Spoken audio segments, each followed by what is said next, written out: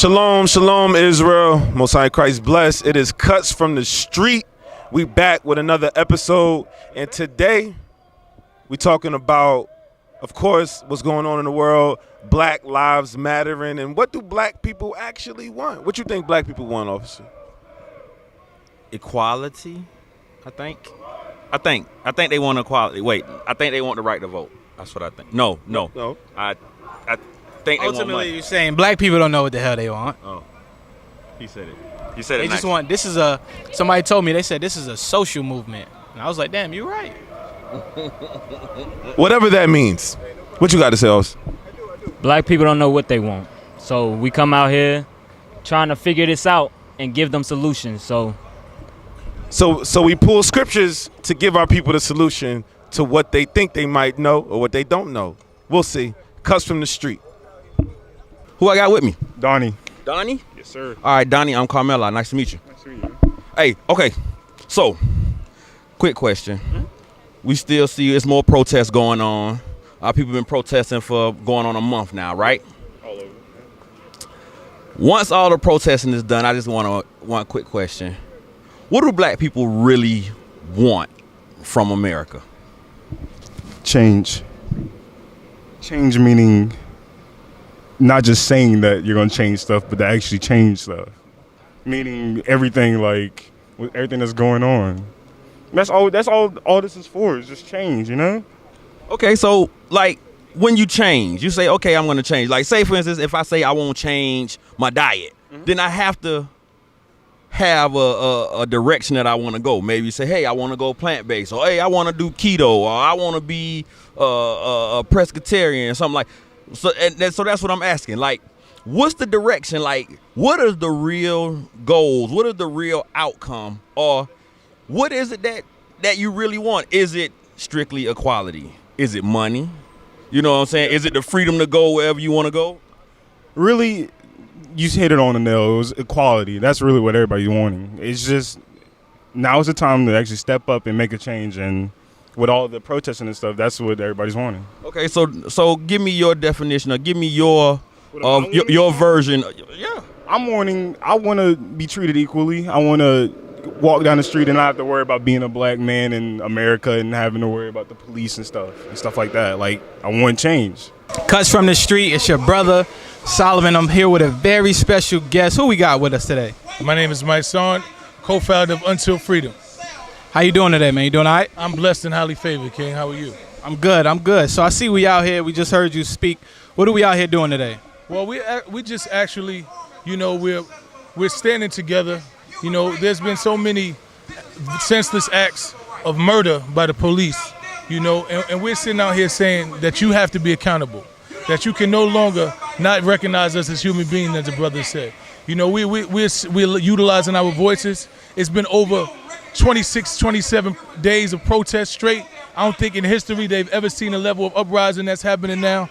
And I think we are on the cusp of really making change, because America realizes that they can't go on as business as usual, that you can't govern people the way they don't want to be governed, that the government is starting to realize that they have to work for the people. And I think our black people are waking up, and some of our allies who aren't black are waking up. And I think we have a unique chance right now to get back some of those 40 acres and a mule that they owed us so many years ago.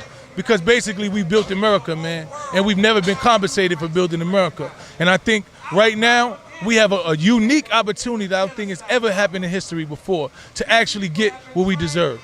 So you mentioned what we deserve, right? And this is a question that we often pose to people that we do see march, protest, and do all of these things, right? What is it exactly that us as black people, what are we asking for? Well, I just think you want equity.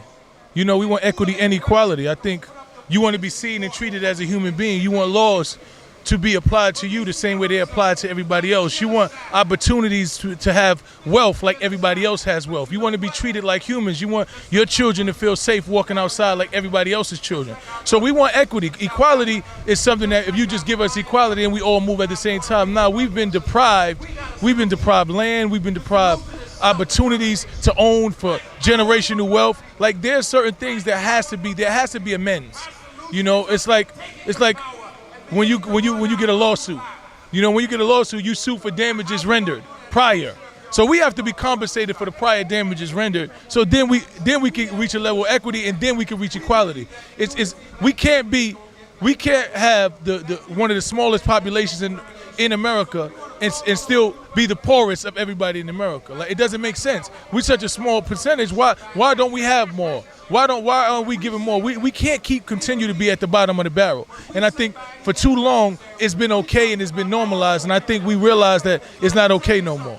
So who are we asking to do that for us? Because I'm sure you're familiar with Black Wall Street, right? Yes, sir. During Black Wall Street, we had our own businesses, right? We had our own hospitals, our own schools, all of these things, right? But today it seems as if we're begging America to give us some of these things that we already once built for ourselves. Well, I don't think that we're asking America to give us anything. I think there are a lot of different individuals who've been quietly trying to build these things on their own. So it's like if you building a house, right, on your own, and somebody owe you bricks, you ain't gonna turn down the bricks. You still gonna, whether they give you the bricks or not, you still gotta build it. I don't think we're asking for something for you to give us anything. I think that we earned. It's like if you go to work and you haven't been compensated, and they say, yo, we're gonna hold your checks. And you've been working and working, and they holding your checks, you still gonna figure out how to survive, because the bottom line is we gotta survive anyway. So that's what we've been doing. We've been figuring out how to survive. We have not yet lived because we have not created generational wealth. And the money that's owed to us, we have a government, we have a America that is multi-billion dollars. They're giving out billions of dollars to people that haven't done shit for nothing. So if we've earned that, we've earned that. It's not like we say, hey, why don't you give us something, man? We need, no. But isn't that a little what it seems like? Because what's the objective of the protest that we do? Well, how does that seem like that? How does it seem like that? So when we come out here and we protest, well, what I know being on the front line as an activist, I know that's mobilization, planning, and execution is how we get things changed. I know in the last 2 weeks, they've changed more laws than they probably changed in the last 10 years. All right, Cuts from the Street, we back. I'm Asa, and I'm with T, Sister T. All right, so we out here in the midst of the people, asking our people, what do we truly want as a people? After all of this die down, what is it that we're expecting out of all of this? well, what we want and what we're expecting is change. You know, we've been fighting for change from slavery, and we're still being treated unfairly. You know, people still have double standards. We fighting for change in the system. We fighting for change in education. We fighting for change in jobs. We fighting for change in the world. We fighting globally for change. Black people everywhere get treated unfairly. Okay, so how do we influence through protesting, through rioting, so on and so forth? How does that lead to our change in our community? Well, vote. You need to vote. Everybody need to get out and vote. Voting changes things. Despite what people tell you, oh, my vote don't count. You got to vote for your vote to count. Your vote don't count if you're at home, if you're on the couch, or if you're believing that your vote don't count. You got to be home to vote. You got to be in the polls. You got to vote in the local elections. You got to vote in the primary elections. You got to vote for your commissioners, your police. You got to vote for everything. Vote at school. Okay, let me ask you a question. So, ever since we've been here, right? Like you mentioned, you said since slavery, we've been looking for change. So, in that process of us looking for change, right? Have we not voted already? Yes, So, what is voting going to do for us? We need to put the right people in office. Everybody, sometimes we are our own enemy. Sometimes we get in office and we don't remember to make the changes for us. Okay. So you got to vote and you got to stay in touch with the people who you put in. You know, you got to keep showing up in your mayor's office and your councilman's office and go to D.C. when you have to.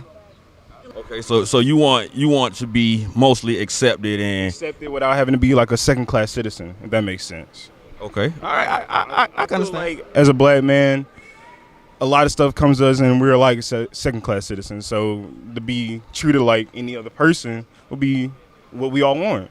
And what I want, that's what I really want. I want the same opportunities as any other guy. So we got the same 24 hours. Why can't we have the same opportunities, you know? That's what I'm saying. Okay, I mean, I like that. All right, so with the equality, do you think that there's anybody who is better or should be better? Like, because like just say, if we looking at basketball, is there equality in basketball?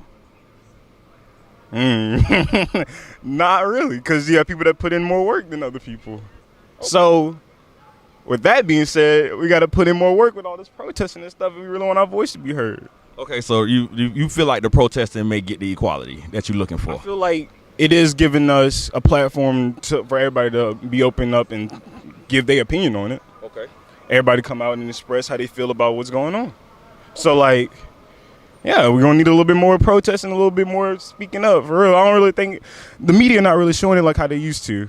But it's still definitely going on. And I feel like eventually it will come to a point where it is starting to work. Before we was was fighting to be able to do the shit that they was doing. We wasn't really fighting we wasn't fighting for equity. We was fighting for equality. And we was fighting not to be separate. Now we realize that we need to be separate. We actually need our own things. We don't need to be invited into your stores. We don't need to be respected by your stores. We need you to make sure that we're compensated for shit that we've done throughout the history in this land so that we can have our own. I don't think we're asking for the same thing. I think when Martin Luther King, when they did the civil rights, we was able to go in bathrooms. We were able to sit where everybody else was on the bus. We were able to do certain things. So those were things, like, you're 100% right. I believe that all of this shit is them rationing back our human rights. They've taken our human rights from the beginning. So there's a process. And I think this is an uprising. I think everybody is starting to realize. I've never seen the world this conscious to where they understand that, that white supremacy has held back black people. This is the first time that I've heard everybody in the world admit that white supremacy exists. Right. So my question for you, though, because the Chinese people don't have to march, the Arabs don't have to march, right? All these communities, they don't have to march, but yet they have their own communities. The Arabs, they own every corner store in the hood. You know that. The Chinese man own every nail salon, every beauty supply store. So they're able to come here. They're able to build up businesses. Why is it that we don't see that? Because it's a two-part question. Do you think that we have enough equity in our communities to really be able to make moves if we wanted to? No, we don't. That's the problem. We don't have enough equities. We don't own anything in our communities to make moves. I'm talking about the wealthy of our people. Not even the wealthy of our people. The wealthy of our people is the 0.1% of the actually wealthy of the world. So look, they were selling, I forgot what community it was, but it's in Atlanta, right? They were selling the whole city for 1.5, million? It was 1.5 million, right? Yeah, 1.5 million. They were selling the whole community for. You mean to tell me us as the black, Hispanic, and Native community, we don't have enough sources and funds to come up with money and say, hey, listen, we're going to come up with the 1.5, we're going to restore the business, restore the community, and we're going to build our own. Because when we come out here, I'm sure you've seen in the crowd a second ago, I saw a rainbow-colored flag with a black fist on it. What does that have to do with our movement? I think everybody has their own intersection into the movement. So if that's not something that you adhere to, then it's not. But we need all allies on. It's about unity, not uniformity. Me and you don't have to think alike, but we just need to know that we need to get free. It's like if me and you in a jail cell, and we all different religions, and we all chained to each other, and we gotta move at the same accord. You might be an atheist, I might believe in Jesus Christ, but the bottom line is we all chained together. But remember, can two walk together lest they be agreed? No, Let's say No, but you don't have to agree about. You have to agree that we gotta leave. You don't gotta agree. After we leave, you figure out what you're gonna do with your freedom. But we gotta move. We gotta know we gotta get out of here. Cherie. How you doing, Miss Cherie? All right, so I appreciate you doing the interview. I know y'all in a rush. The crowd over there, something caught my eye. I asked you about it. There's the black power fist with the rainbow flag surrounding it.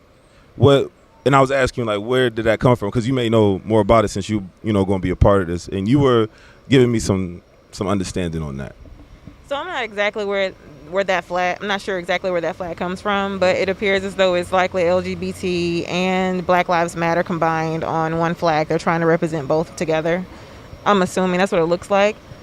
How I feel about it, however, I'm trying not to focus on that. I'm here for one cause, Black Lives Matter. I'm not trying to be derailed from my purpose of being here. It's about police brutality and things that have been happening to black men and women around the country. and I'm here to stand up for what's right. And so you can't be distracted by, you're gonna see all types of random things. So I'm not tripping and thinking that it is random, and it is like sort of not even sort of, it is a distraction from the actual cause, because what was happening, what we fought for years in civil rights, what they're trying to equate the gay movement to as well. I don't see them correlating. I don't necessarily see a correlation either. I mean, I think they say that, they have been discriminated against just like black people have. So I think they see some parallels there. Mm-hmm. However, like I said, to me, it's a distraction. You just cannot be distracted by it. You just gotta hedge forward on what you know is right and what you're here for. And last question, because we notice who's holding it is like, I can understand if, okay, there's a black person holding it, but there's a Caucasian man at a rally for about police brutality and the murder of the innocent lives of our people, holding a flag that pushes more so what his ideology is, that doesn't necessarily relate to what we're doing. Do you feel like if is this a one-off, or is this part of like maybe a more major thought process between the allies? Like you said, there's a lot of white people out here. Are they really for our cause, or do you think they're for maybe some causes of their own in the midst? Well, to me, I don't know this man and I don't know this flag. So, I only have my personal interpretation. I'm thinking that he's probably a part of the LGBT community. And so he, I don't know, maybe has felt discriminated against. He believes Black Lives Matter and he wants, I don't know, rights for LGBT. That's what I'm thinking. I honestly don't know. I don't know.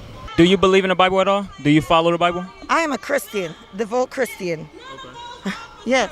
All right, so now let me show you something real quick. I want to show you something scripturally, right, on the voting, because we've been looking for solutions from a system for a very long time, and this system has not given us any level of change, right? And it's like we constantly doing the marching, we're constantly protesting, we constantly rioting, so on and so forth. Our forefathers been doing that. So I want to show you scripturally our solutions, right? Are you ready? Lamentation. I got it. Oh, right there. The book of Lamentations. Yes. Oh, you're going to follow along. That's good. Good. Lamentations chapter 4. No, go ahead. I want to read them and follow along. She going to follow along. Watch this. Because we say vote or die, right? Yes. Lamentations 4:17. Okay. Now, you better be careful which king you throw at me. Because the king, all those kings in the Bible too, like the kings that, I think it was Nebuchadnezzar, I'm not sure. They begged for him. You know what I'm saying? Let me show you something. Go ahead. Watch this. Lamentations chapter 4 verse 17. As for us, our eyes as yet failed for our vain help. So now, as for us, it's talking about so-called black people, right? It says our eyes have failed for our vain help. Read. In our watching, we have watched for a nation that could not save. So like I mentioned before, we've been going to the same nation constantly, back and forth, but we haven't received no kind of help, no kind of change. Why? Because we continue to seek after somebody that's not willing to change for us. One more, go to Habakkuk chapter 2. Watch this. Habakkuk chapter 2 and verse 4. Read that. Habakkuk chapter 2 and verse 4. You trying to find it? No, I know it. Okay, Habakkuk chapter 2 and verse 4. It says, behold, his soul which is lifted up is not upright in him, but the just shall live by his faith. So the Bible says the person that we continue to go to, his soul is not upright. He's not going to change. So voting or die is not going to help us because we've been doing that. You see what I'm saying? This is a democracy country. You got to be more realistic than that.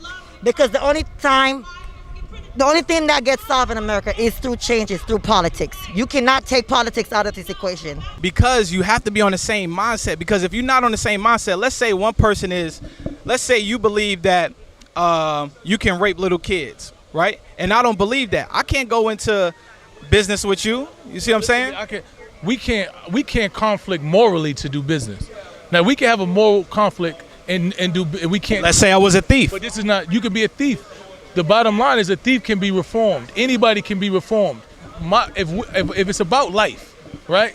It's about us saying we don't need to die, and we all chain together. There's somebody that got a rainbow. There's somebody that leaves an atheist. There's somebody that shot somebody, and we all chain together. We all look at each other and say, look, I don't believe none of the shit that you believe in. But right now, we can't stay here. So we need to figure out how we going to get out of here, because we agree that we all want to live. Some people don't want to leave, though. So the bottom line is those are the people you got to leave there by themselves. But I think right now we at a unique time when you sit there and you see the person with the rainbow, they standing next to you talking about the same issues and saying that the things that everybody in here speaking matters to them also. And this was a Caucasian man that had the rainbow flag. I tell you, so it doesn't matter. If he was here, then that means he found some interjection into this movement to where it agreed with him. He realizes that something's wrong. So I don't need to connect on the things that we don't agree on. I need to connect on the things that we do. That's what the problem with us as people. Like I always say religion is one of the most divisive things. But I agree. But the people who have got past it is when you see Father Flager, who is is a Jewish preacher, and he goes to the Muslim, he sits down with Farrakhan all the time. You see Baptist preachers at the Nation of Islam meetings all the time. Those leaders are able to change something because they're not looking for uniformity. I don't need you to think exactly like me. I just need you to know that we as black people, or we as humanitarians, and we as people who believe in equality and justice want that. That's what we want. It doesn't matter what I want to do in my house, who I want to sleep with, who I think I love. I don't care about all those things. All I need to know is that do you believe that we need to be free? And you say yes, let's go. The rest of that I don't care. But why do I care? Because somebody, just like it's the same thing with the Nation of Islam, right? If somebody's coming with a different agenda, here we are. Hold on, but listen. All right, listen. If I'm coming, the Black Lives Matter protest is quote unquote supposed to be about the restoration of black people, right? We want to be equal. We want to be on the same place. That's what we want as a people, right? Here you have it. We marching or we protesting for this. Here you have the other nations. They come with their agenda of the homosexual agenda on our people. The bottom line is that if it's a black man that's a homosexual, he's a black man.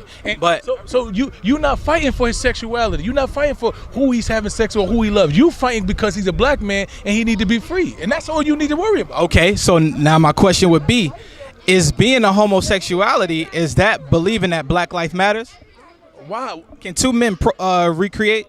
That don't have nothing. That's your personal. See, the thing is, but that's Black Lives Matter, though. No, that's not true. Black Lives Matter is an organization, and there's a movement of Black Lives Matter. What I'm asking is this: so you might not agree with the principles of the people who founded Black Lives Matter. You might not agree with some of their agenda, but the bottom line is in Black Lives Matter is the liberation, freedom, and equity of black people is an underline, and that's where you connect that. Everything else, it's not your concern. Okay, that's cool. All right, so a lot of times what we do, especially with this program, we talk to our people about yeah, appreciate it. We got new ones coming. Don't worry. They look good though. So like we really we try to understand where our people at, but also we give solutions through the Bible. So you said that the majority of our people are looking for equality. What if I told you that you were actually the standard and people were actually supposed to be living up to where you are, but right now it's reversed? Would you still want equality? Like if you was the best? So you're saying if I wasn't like what? Like no. If you were the best, if you were the pinnacle, if you were the standard, okay, would you want other people to be equal to you? What I want other.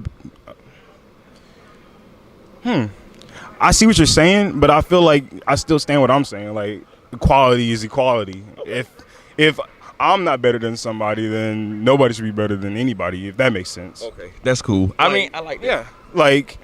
Yeah, I understand. That was a tough question. I had to think about it myself for a little bit, but yeah. I mean, let's think about it like, let's say like a valedictorian in school.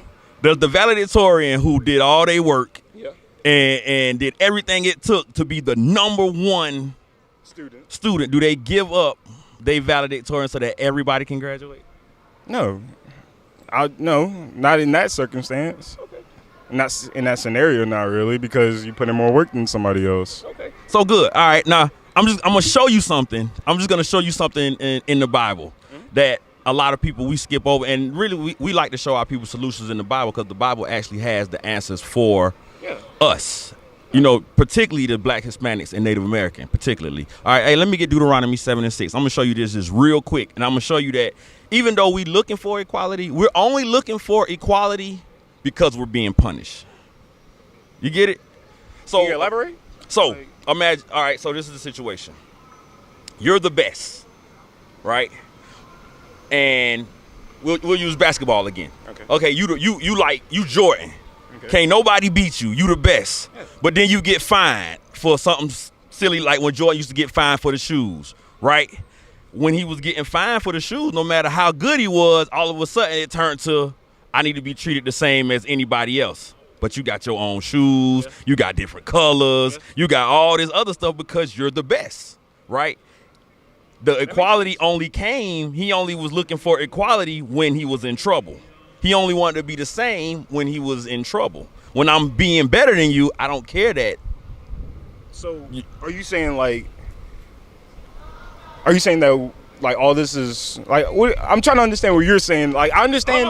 I understand. Like I definitely understand. But I'm saying like, so are you saying that we're not in trouble and like we're not in a time of need, or like explain a little better? I'm saying, I'm saying you're saying the equality part, but I'm saying like right. That last part. You was because like, are we only looking for equality because we're in a time of need? Right. We're in trouble. But I mean, isn't this what Black people have been fighting for like since in the slavery? And this is just now that we're getting a little publicity and stuff for it. But we really been trying to be equal. I mean, I'm not from here. I'm from Alabama. Birmingham, Alabama. It's worse than this. And the way people act around there, they still protest. And I feel like it's getting better in the city. And I feel like it's going to get better here, too. So what you said was right. So we've been looking for equality since we got here, right? Yeah. Oh, yeah. That's the trouble that I'm talking about. So we're only looking for it because we've been here being punished, right? So according to the Bible, there's a certain group of people that are going to go into slavery. When they get into slavery, they're going to be punished by the people who have them in slavery. Once that starts happening, then they're going to start looking for help, right? I'm going to show this to you right quick in the Bible. Go ahead. Let me get it. 7 and 6. Deuteronomy chapter 7 and verse 6. For thou art an holy people unto the Lord thy God. The Lord thy God hath chosen thee to be a special people unto himself, above all people that are upon the face of the earth. So there's a group of people that is above all people on this earth. Donnie, I'm going to just tell you right quick, you're one of those people. And the only reason that we're in the situation where we actually have to ask for equality is because we stopped doing what God said that we're supposed to do to be the great nation. All right? So what is your advice for me then? My advice to you. Back into the word. So now you have to know who you are according to the Bible, which is you're an Israelite. This is who the Bible is about.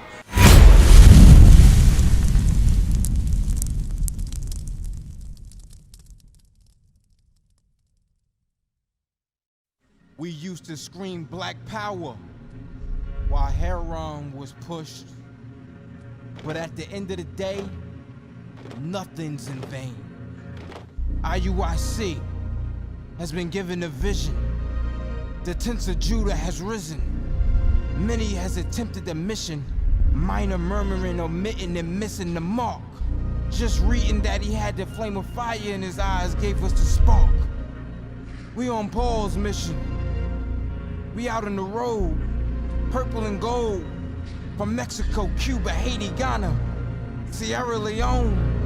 144,000 boots banging, concrete crackling. These are our men repented at heart. The scriptures is proof. IUIC, we deliver the truth.